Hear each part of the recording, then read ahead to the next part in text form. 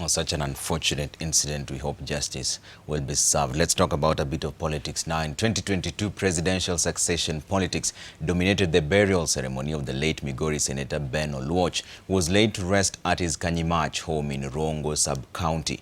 Opposition leader Raila Odinga, though, evaded politics by warning legislators against protecting corrupt individuals through parliamentary committees, as NTV's Seth Olale reports. NASA leader Raila Odinga led thousands of mourners in paying the last respects to departed Migori Senator Ben Oluoch. Leaders across the political divide, including Speaker of the Senate Kenneth Lusaka, Mudranga Senator Irungu Kangata, and National Assembly Minority Leader John Mbadi were also in attendance.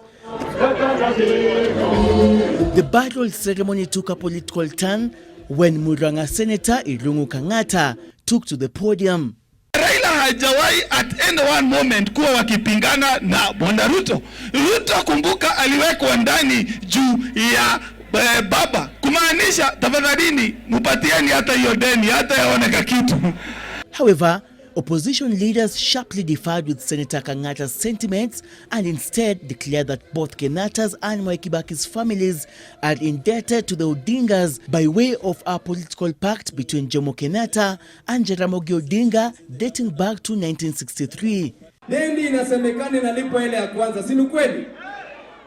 Tunajua deni ya kwanza ilikuwa deni katikati ya mzee Jomo Kenyatta na Jaramogi Odinga, haijalipwa. Imelipwa, haijalipwa. Deni ya pili ilikuwa katikati ya baba na Mwai Kibaki, imelipwa, haijalipwa.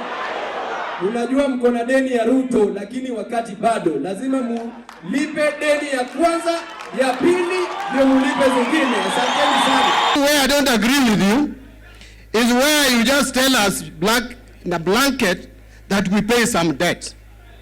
If you want to be a leader in this country, you must show integrity. Raila Odinga steered away from politics to address the fight against corruption in the country. Parliament must stand on the right side of history in the battle against corruption. If parliamentarians are also compromised to sanitize what is already known to everybody as dirty corruption, then Parliament will find itself on the other wrong side of history.